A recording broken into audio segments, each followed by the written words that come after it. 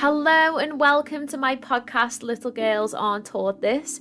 I am your host, Self-Love Lydia, former self-love coach turned business coach and mentor. This is the podcast where you get clarity on exactly what it takes to create an authentic business that allows you to scale with sustainability. I'll discuss why strategy meets self-love and spirituality has been the foundation of my success and got me to where I am today. After creating 2 successful brands and businesses driven by impact, I generated thousands in income through the power of authenticity, life-changing signature programs, and passion for what I sell. I am on a mission to show you what's possible when you lead with purpose, when you sell with passion, and you create a brand that gets you mentioned at the fucking table. My intention is to empower you with raw topics each week on business, self-love, female empowerment, and spirituality so you can create freedom in your life with a business that you absolutely love. So let's dive right into this week's episode. Hello and welcome to another episode of the podcast Little Girls Aren't Taught This. I am coming to you from beautiful Bali in this episode. This is my first episode of 2023, which I'll be honest with you, I was procrastinating just a little bit. I don't know what it was, but I do know what it was. I was going through a lot and the thought of coming and talking and sharing just felt like really overwhelming. And also, I think sometimes when we're going through things, it can be that overwhelming. It's like all we can physically do is be in the thing that we're going through and just serve ourselves in whatever way we need in that moment. And I know for me, the last few months in particular have been super overwhelming and super difficult. So I just pulled back and I was just in this space of pain and processing and healing and all of the things. So I finally feel like now I'm coming out the other side of that and it feels really nice. It feels really beautiful. And this is just what I wanted to share in this episode is around the healing that I have been doing, because I feel like I have a beautiful blend between masculine and feminine at the moment. And I didn't even realize that was a thing until I was pondering on it in the bath last night, and I realized that actually the split that I have in terms of the healing and the things that I've been going to process and fill my cup up and just help with this moment in my life really feels like it's creating that energetic balance between the softness that I was missing because I was stuck in such pain that all of the softness went, all of the feminine went. But then also this beautiful balance of masculine that's also coming in and really allowing me to move forward again, really allowing me to process all the subconscious, process the experiences that I've been through and have that space to talk through it. So it just feels really nice. So I just wanted to do a podcast episode on that. And I know that you guys sent me so many recommendations for podcast episodes, which is amazing. And I will be doing them over the next few weeks. So I am really grateful and thankful for that. So I just want to talk a little bit about healing, because I just think I actually done a post on this on Instagram. Because one of the things that I'm really feeling into, and obviously being in Bali, I'm having a lot of conversations with a lot of people. I'm meeting a lot of people. I'm going to a lot of spaces that are driven with the intention of helping people heal. So it's huge over here. This is literally the island of inner healing, which is so nice. So one of the things I just want to touch on is a few things that healing is not, and a few things that healing actually looks like. And the reason why I just think this is really important is because I think healing has become like a journey, and it seems like it's become an end goal. It's become a thing that we are striving towards. And actually, for me, healing is just a continuation. It's just this, it's a process. It's not something where, for me personally, I envision this end goal. And I used to always say this with my clients as well. And I think therapy has definitely allowed me to understand this more. But it's not about doing the work and then the work stops. It's just about going into that deeper layer of yourself every single time. And every single time you go through something in life, it's about knowing that you have the tools and the capacity and the self-awareness in order to be able to process that and move through it and heal whatever comes up in that situation for you or that experience. As you move forward and as you go on this process and journey of life, ebb and flow, light and dark, it's always up and down. So one of the things that I just felt like was really important was just to serve this gentle reminder, because I know that we all get caught up, and I know for you listening, you may also get caught up in this thing of healing, doing all of the things, hoping one day that you wake up and you just feel like you no longer carry the burden of the things that you have done for so long, okay?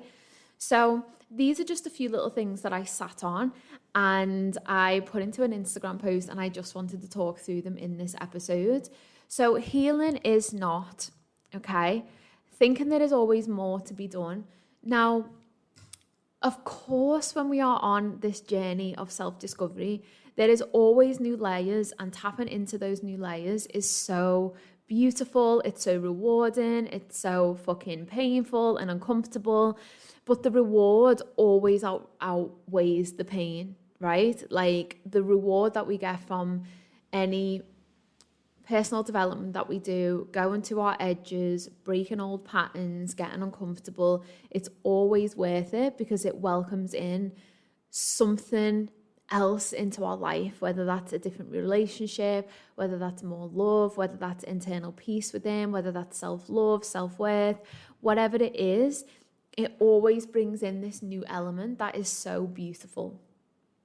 But one of the things that I just want to remind you is that don't always think and believe that there's more to be done. So yes, there's always new things that you may want to try. Yes, there's always going to be spiritual practices or new layers or subconscious beliefs that you can go into within therapy. However, when you're on your journey, just please learn to appreciate where you're at and the healing that you have done, and really have that self-compassion with yourself. And don't always think that there's more to be done. So if you're working with a mentor, if you're working with a therapist, don't always have that notion of, well, when I finish with this coach, I need another coach. When I've done the self-love, I need to do the inner child. When I've done the breath work, I need to do the meditation. Because actually, what happens is it just becomes this long process where you're forever chasing an outcome. And there's potential for you to believe that in order for you to feel whole, you have to keep doing. When actually healing is just really about being. It's about being with yourself. It's about being in the process. It's about being with the parts of yourself, past, present. And then looking at that future part of yourself as well, and really understanding how you can work with all of these parts and gain self-awareness on the parts that aren't serving you, or the parts that need that love, or the parts that need to feel that safety. So that's the first thing that I just wanted to say. Like, it's not always about having to do more. It's just about appreciating where you are and knowing and being curious and being intentional with your healing, being super intentional about the things that you go to, the people who you go to. Please always make sure that these people have the qualifications to support you, to guide you into your edges. Like, that's something that's so strong for me in 2023, is really about making sure that the people who listen to my podcast and consume my content are always being reminded that, go to the people who are qualified to take you to these spaces, because that is so crucial and so important. And I think with the way that the online space is going, it's not regulated. And I think a lot of people are potentially promoting things that they have no right or bounds to be promoting, and working with clients in certain capacities. But that's a whole nother topic for a whole nother day. So yes, there's not always more to be done. Number 2, comparison to others and their journeys is not healing. And the reason being is because you are your own person. You have your own unique experiences. You have your own trauma. You have your own background, your story. You have your own behaviors and cycles. And comparing that to somebody else's, it's like that classic thing, isn't it? It's like comparison is the thief of joy, but it really is. And, you know, comparison will be the thing that stops you from actually truly healing yourself, for yourself, with yourself, if you are looking at the things that other people are doing. And this felt super relevant because, you know, in Bali, I've been doing ecstatic dances and breath work and all of these things, and it's been amazing. But that also is not the only way that you can heal. And that also does not, that's not what being spiritual is. And that's just something else that's really come to me as well. Me going to an ecstatic dance or going to a big breathwork ceremony in Bali is no different, or it doesn't make me any more spiritual or anybody any more spiritual from somebody who wakes up in the morning, does 5 minutes of meditation, and then goes about the day just with that connection to themselves, connection to their higher purpose, connection to something higher. Like that's not what it's about. And I really don't want you to start to feel like that's what healing and spirituality is. And if you're not doing that, then you're not doing it the right way, because again, that's not what healing is. And I think sometimes I've definitely been in spaces over in Bali where that's a little bit, it can be a little bit preachy, and it can be a little bit like, well, we're doing all of the things, so that makes us like super spiritual, and like we read all of the psychology books, so like super healing. And I'm like, but where's the implementation? Like, where's the practice of what it is that you're saying? So that's just, again, something that I really want you to remember, is that wherever you are up to in your journey, no matter if it's taking you longer or you feel like you're still stuck in old habits, please know that it's not about what anybody else is doing or where anybody else is up to. It's about where you are up to. And when your body and your soul and your mind feel fully ready to work through whatever it is that you're holding on to, that is when your healing journey will go to the next level. Okay? So healing is not a construct that becomes exclusive to your personality. It is not a badge or an identity. And again, this felt super relevant because of where I am in Bali. Everybody is healing and everybody is on this journey. And I think one of the things that's really important to remember is that healing is not like an identity. It's not like I'm healing. Okay. But it's not a part of who you are. It doesn't make up part of your personality. It's not a construct that you can just cling on to. And I think that's really important, because it seems that we can come into this identity shift when we have a spiritual awakening or we are healing, and it just seems like everything is geared towards that, and that kind of takes over people's personalities. So I wanted to just remind you that it's not exclusive to your personality. And it's not like a badge of honor. Actually, healing is something super personal, super private. Like I've said, it's different for everybody. But I think we all are guilty at times of falling into that, I'm healing. And this, in a way, links back to the first one, because if we always think there's more to be done, it's without us realizing, we can form an attachment with the notion of healing, which can again push us further away from the thing that we're trying to achieve by healing. So the self-worth, the wholeness, the self-love, the peace, the relationships. Actually, what can happen subconsciously without realizing it is, if you're forever on this path, it can become a part of your identity. So then it's like, okay, what happens if that part of your identity isn't there? If that healing part of you isn't there, that thing that you really have embodied yourself around as you've gone into this new phase of your life. So again, that's just something else. So healing is not feeling as though you're inadequate or broken, because you are not. You are not healing parts of yourself because you are broken. You are healing parts of yourself because you are just coming back home to yourself, and you are gaining more self-awareness, and you are whole no matter what parts of you are showing up, what patterns are playing out, no matter what you've experienced, you are whole. And understanding that healing is not something you're doing to fix yourself because you're broken. It's more to have more self-compassion and more self-awareness so you can live a more fulfilled life. Because essentially that's the thing, right? The more fulfilled you are, the more you're able to connect with people, the more you're able to have those relationships, the desires that you want, the happiness that you crave, the peace in your mind from the thoughts, the inner peace, the self-love with yourself. So you are not inadequate or broken.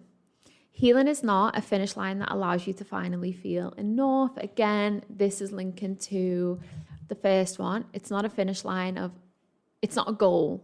There's no end goal to healing. And I think once we realize that, it just allows us more space to really integrate and process and just be, like I said.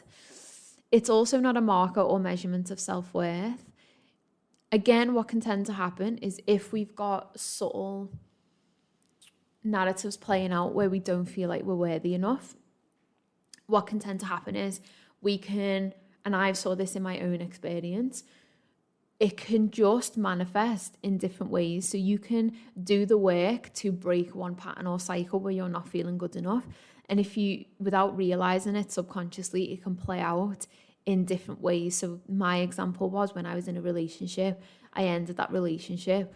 I thought I had buckets of self-worth, and then actually what happened is that just manifested into exercise and food. And until I actually healed that core wound around self-worth, it just was manifesting in different pockets of my life. So it's understanding that just because you do XYZ and someone else, so okay, just because you might do sister circles, breath work, meditation, yoni steam, movements, and someone else meditates, it doesn't mean that you're any more worthy in this healing space than they are. And it also doesn't mean, if we just look at it from a perception of self, it also doesn't mean you have to do all of the things in order for you to feel like you're doing enough, or you are enough, or you're doing it properly. So again, understanding and catching yourself in those moments where you potentially use that as a marker or a measurement of your self-worth is really, really important, because actually what's happening is this insidious relationship is occurring between the healing and the things that you're meant to be doing in order to gain that self-awareness and feel better, and actually something deep-rooted that's playing out and is just manifesting in the thing that you're trying to do to feel better. So it's just always being consciously aware and just checking in with yourself in those moments. Healing is also not ignoring whispers of your body and rationalizing your past. So I see this so much, and it really pisses me off as a therapist and a coach and somebody who has worked with trauma. The same way, it really pisses me off. And I think it's so toxic when I see manifestation spoken about in terms of experiences. That really grinds me in a way that I cannot even explain. So when you're healing, actually the biggest thing is about tapping in and listening to your intuition and being guided by that and getting that stronger sense of connection with your intuition. And the reason why that's so beautiful is because that internal guidance system, there's so much power in it, and our bodies are really portals of insight and wisdom and guidance. And often what happens is when we've experienced things like trauma, or we have been in situations over time that have eroded self-worth, or, you know, eroded that trust that we have in ourselves, where we listen to our internal voice, what can happen is when you when you begin to come on this healing journey, you begin to strengthen that, you begin to re-listen to that, because that is where your self-awareness, your self-connection, you drop back into the body, you're coming out of your mind, and you're really creating this beautiful blend between your body, your mind, and your soul. And one of the things that healing is not is exactly that, ignoring the things that your body is telling you and rationalizing your past. And this is even so simple as, so this morning I done a Wim Hof breath work, and I didn't realize it, but I had literally like got my moon this morning. So I was in bed doing that breath work and my body was so tired, and just in between one of the sets, my body was just like, this is too much today. Like, just let me be feminine, just let me relax. And I stopped the breath work. So there would have been times where I had a back and forth and really pushed through that. And it's something so simple as an 11-minute breathwork session on YouTube. And I would have just pushed through that, and I would have done it, and I would have finished it, even though my body was just like, I'm so tired. I don't want to do this masculine breath today. Just let me just lie in stillness and just be. So that's such a small example, but it shows you actually that when it's so easy to ignore the whispers of your body, it's so easy to ignore actually what it is and your needs in that moment. So healing is not pushing through what my body is telling me and just doing the breathwork session anyway, continuing for another 8 minutes and trying to force a masculine practice when my energy and my body very much wanted the feminine and wanted stillness. So you will see this play out in other ways. So it's about, for you, you know, what ways are you ignoring, where your body is guiding you into something, or if you feel like you, even something as simple as you're in your inner autumn, or your energy is low, or you're feeling fatigued and you're pushing to go to the gym and do a weight session, and your body just wants flow and ease and stillness. Taking that option to maybe go to a yoga class, or maybe do some simple restorative movements in your bedroom and then going to get a bath, that is listening to your body. And that is crucial on the healing journey. So that, in relation to exercise, this is where it starts to come into all of these practices that we do, essentially, without us always being intentional of, oh, okay, I'm going to sit down and go to this healing thing now. Actually, every moment that we have where we can make a choice is the healing journey. Like, it's playing out in so many ways, because when you choose to give your body the thing that it needs, that is you coming back to that self-love, that is you coming back to that internal guidance and trusting and being your biggest supporter and listening and serving your needs and giving yourself exactly in that moment the thing that is going to make you and your body feel so rested and feel so good. And I think that actually is healing, because you're just deepening that self-connection with yourself.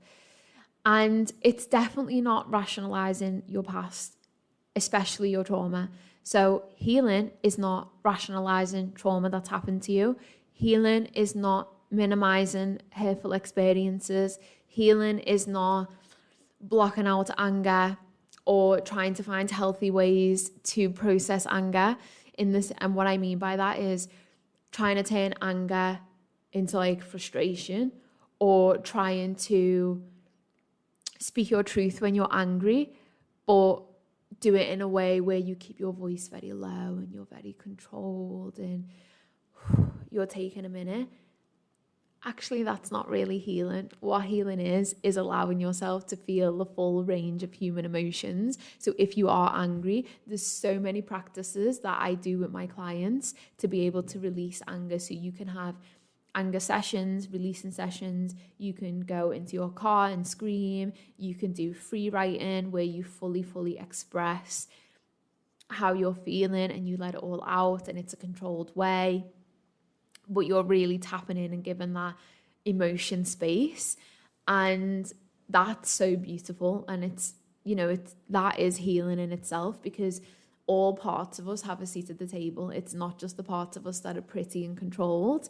And I think especially for women as well, because there's a lot of stigma around women and anger and women and expressing these negative emotions. And actually, that's not healing. Healing is doing it all, and healing is definitely not rationalizing your trauma. Like, that no, will never happen with me or my clients. We will never rationalize.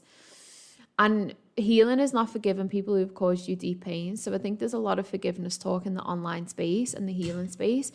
And I think actually I used to say to the girls in the Divine, because we used to do a forgiveness module, if it feels too difficult to get to the point of forgiveness, what feels like the one down from that or two down from that, or even like what's the emotion that you can get to if forgiveness feels like it's too much? Because you don't have to forgive people. You don't have to forgive people for pain that they've caused you. But how can you find a way to stop carrying that around? How can you heal within yourself and heal those parts of you if forgiveness doesn't feel like it's an option? And that's absolutely fine. So a good coach or therapist will also offer that alternative solution. So healing looks like patience, self-compassion, and self-belief.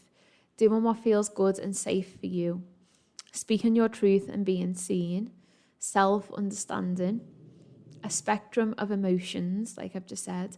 Processing in the right spaces with the right people. So crucial, so important. Please, if you're doing any trauma work, please make sure that the people you're working with understand trauma and they have the qualifications to be able to take you to those spaces. So this is something that's really interesting because for me personally, I'm not specifically trauma informed.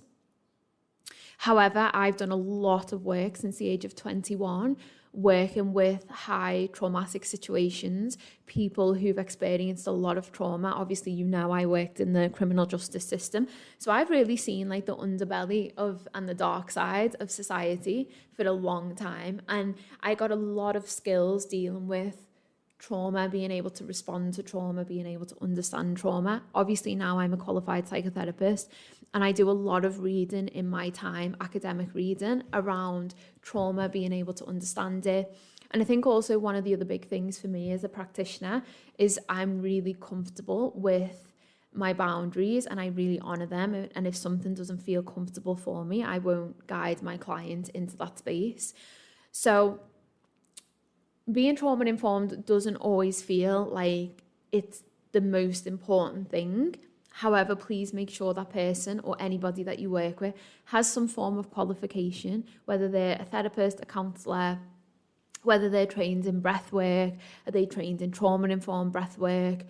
Just please look at the credentials of the people that you're working with, because I think there's so much going around on the online space, like it feels really important. And this year I plan to begin my journey to be trauma-informed in breath work, which is so beautiful. I'm going to train in that modality. So I am able to take my clients, I'm able to work with the head and the subconscious, basically what I'm doing in Bali. And then I'm able to guide and drop into the body and really work with the body to release trauma and all of that beautiful, magical stuff. So I'm so excited for that. Healing looks like boundaries. Healing looks like feeling somewhat a loss of control for a short period, which, when things are unraveling, that can happen. We can feel a loss of control because things around us are crumbling or things are shifting, and the way that we have lived for so long and operated for so long it's fallen away. We are shedding, and that can be very uncomfortable. And even if those parts of you have caused you pain for so long, even if those people in your life have caused you pain, when they provide a comfort, then it's scary to let go of that. It's scary to let go of all that you've ever known. So it can feel like you are losing control for a short period. And I always remember with my trauma clients as well, they would have this period where everything literally felt out of control and things got a little bit more intense in terms of the trauma. And, they had these short periods, I'd say like a week or 2 weeks, where they didn't want to continue and things just felt like it was overwhelming. And that really was like the process and happening of the trauma releasing it. And then with the guidance and with the sessions and with, the right spaces, they would move through that. And then what would happen is they would come out the other side of that, and basically like that releasing of the trauma would happen. So they would have that short period where things felt out of control. And even my self-love clients, like every single time we've done the deep work, because, you know, I'm known for doing deep work, every single time we do deep work, we're really shedding layers and layers and layers of the self and going into parts of the self that have been there for so long. And the subconscious mind has just created all of these barriers and all of these walls and all of these protective mechanisms to provide that element of safety. And, you know, letting go of that can be really difficult, because essentially what you're doing is you're saying to yourself, it's safe for me to lose these walls. It's safe for me to feel again. It's safe for me to go there. And, you know, that takes time, that takes compassion, that really takes self-trust. So these little periods that are sprinkled in, they are normal. And that is kind of what healing can look like. So also your mind, body and heart are reconnecting. So you're able to drop into your body. You're able to really be in your body, and a regulated nervous system as well. So I was going to sneeze then. A regulated nervous system. So that means you will be able to rest. That means your sleep will be better. You will not be operating on your body in high stress, your nervous system in high stress. So that is really beautiful. And again, this is something within the work that I do with clients that I am really starting to understand, because I have just been through it myself, of my nervous system being so dysregulated. So I've just learned what that looks like, what happens, how that feels when we feel dysregulated, why we can get to that point. And I just feel like all of these things that I've been through in the last few weeks are really giving me such crucial tools and insight and knowledge to just like deepen the work with my clients. And I love it so much. Like, I'm so grateful and thankful. So that's a little bit about the healing. And then also the other thing I just wanted to talk about was the things I've been doing, like I said at the beginning of this podcast, in Bali. That's been a beautiful mix between masculine and feminine. So for me, the masculine very much feels like when I'm in the head with my practices. So that very much feels like, for me, my weekly therapy sessions that I've been having. So I have been having weekly therapy since end of October. And when I say it has brought things up, it has brought so much up that I was not even aware of. It literally has overwhelmed me beyond words. So I actually thought I was hurting, and then I started therapy, and instantly it just took me to a new depth of pain. And I was like, I've never even been here. Like, I don't even know what to do. But I pretty much jumped into that on like the second session. So I know I was so guided. I was ready for that. Like, that was my up leveling, because I was so ready, and how quick it all came to the surface. I was like, holy shit, this is wild. It usually takes many, many, many months. Well, not many months, but it can in therapy take people a lot longer, especially if they're not really aware. But I guess I was ready to face my inner demons, my wounds. Wow. So the reason therapy feels like a masculine healing practice for me is because it's very much just sitting and talking through things. And part of what my therapist offers is hypnotherapy. However, because I'm not in the UK, I haven't been able to get to sessions with her. And also there's just that much to like process and talk through in every single session. I haven't really had the space or the opportunity to practice that hypnotherapy, but I will do 100% at some point. So for me, it feels very masculine, because therapy is that space that I go to and I talk about what's alive for me. I talk about the things that I've been processing in between the session. I talk very much about, you know, the realizations that are coming up from my feminine practices that I'm doing. And it's really that space where I have someone mirror back to me the things that I'm saying and my own blind spots. And this is so incredible to be on the receiving end of this and truly understand the power of therapy and having somebody hold space for you, or even coaching, to be honest. The way I do my style of coaching is very similar in that way. So it's really amazing because it's this mutual relationship where it's like a back and forth, and it's exploring things that are coming up, and then it's tapping into subconscious patterns that are coming up and questioning behaviors and questioning parts of myself to allow me to get that deeper understanding. And there's not much required of my body in these sessions. Again, when I start the hypnotherapy, that might be a little bit different, but there's nothing really required of my body. There's no dropping in, there's no feeling into things. It's just very much this beautiful dance of talking without intention and noticing what comes up in the sessions, which is another really beautiful thing.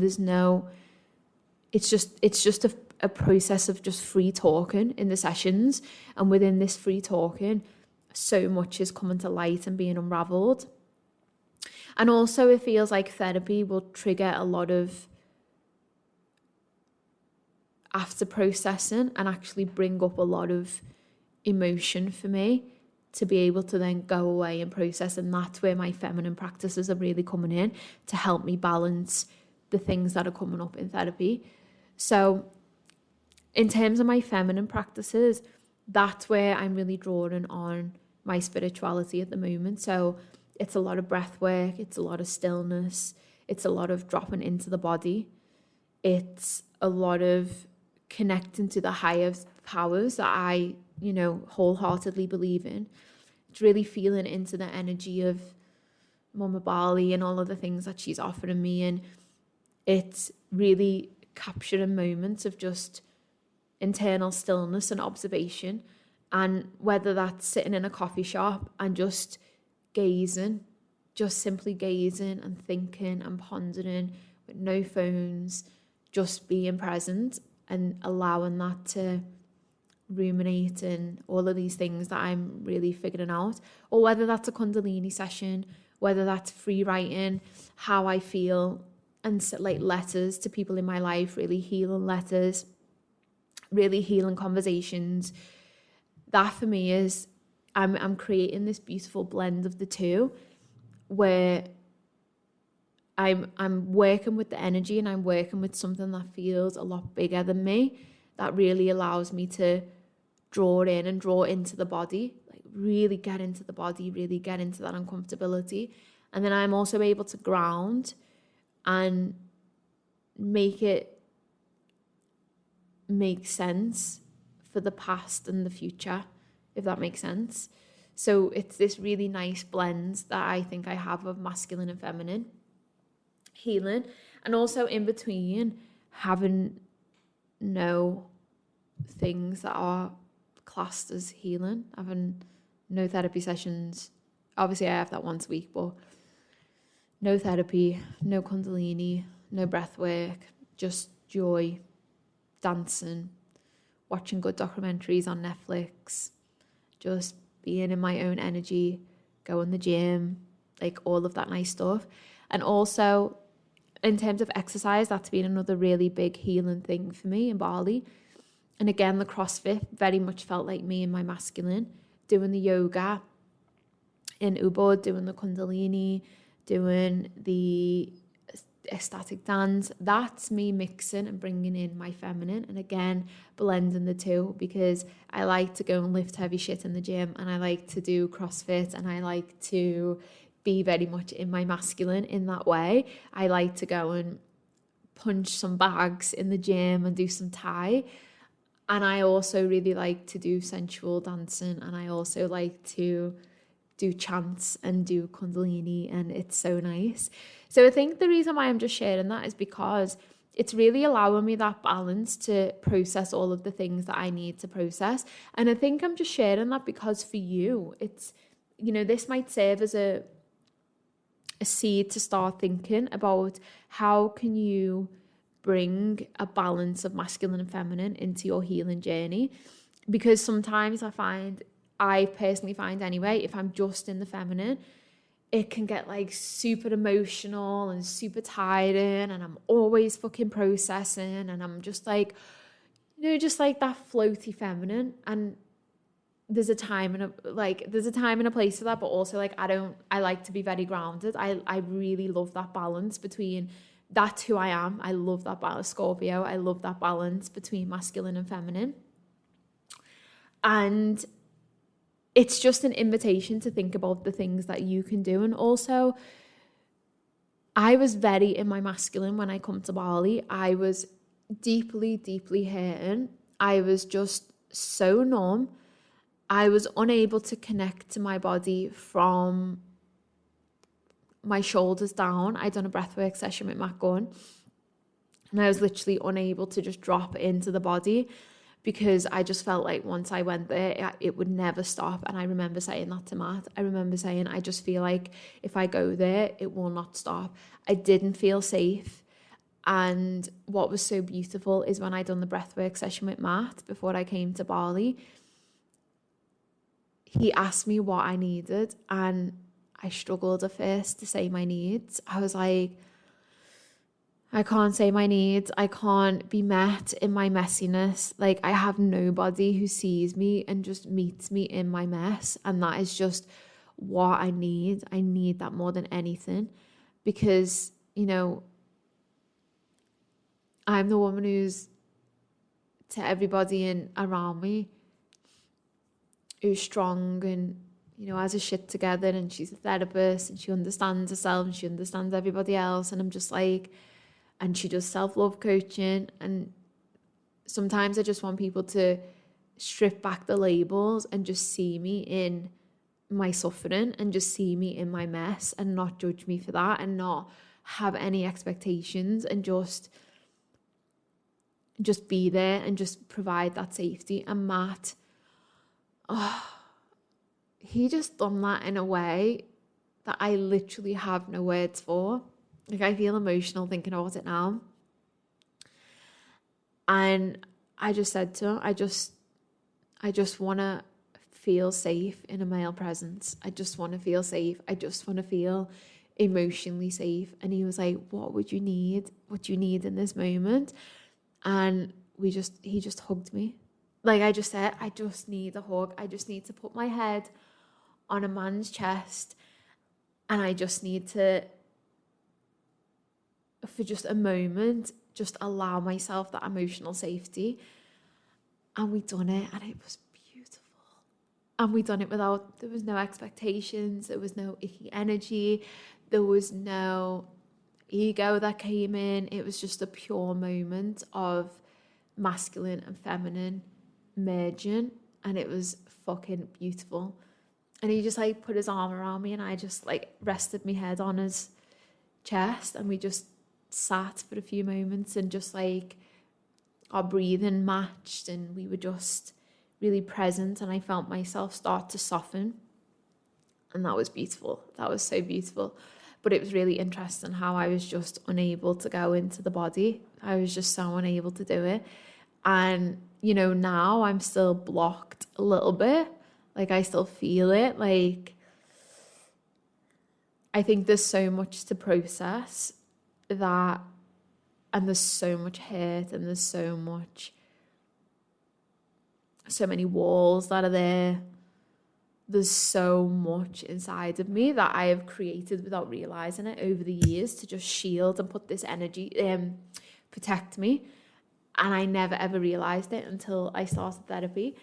And unraveling that is, it's difficult, but you know what? It's happening, and it's beautiful. And again, it's a process. I'm not in a rush. I'm not going to these Kundalini sessions and being like, why am I not having the same response as everybody else? I'm just accepting that I am where I am at, and I am taking my time and having compassion. So yes, it's beautiful. And I feel like for the processing of what I've been through, it really feels like that masculine and feminine is providing me with the perfect balance that I need at the moment. So that is today's episode on healing, and I hope you enjoyed it. I hope you enjoyed the first episode back of 2023.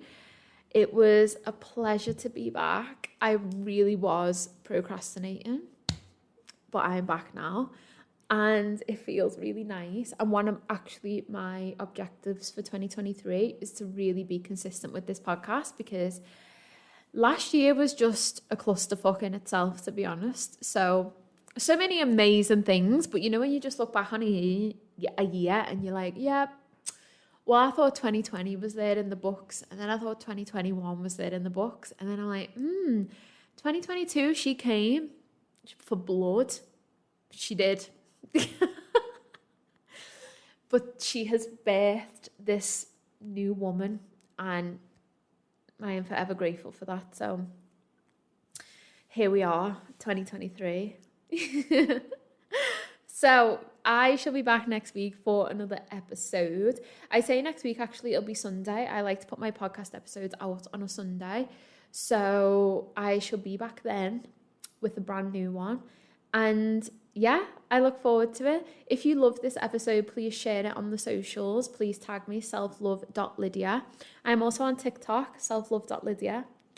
And if you are interested in working with me, I now offer therapy sessions. So I've opened my private practice and I have an offer on for February. So instead of them being 75 per hour, they're going to be 50. And yes, I am just working with women on all things self-love, self-worth, body image, all of that beautiful, gorgeous stuff. So if you would like to work with me in that capacity, or if you want the different capacity of coaching, I am taking one-on-one self-love coaching clients again. So it's all come full circle. Honestly, there's so much I could talk about. I could literally do a podcast episode for like an hour and a half, but I'm not going to do that because I'm going to keep it to 45. And on that note, I love you all. Thank you so much for listening, and I shall be back next week with a brand new episode. Mwah.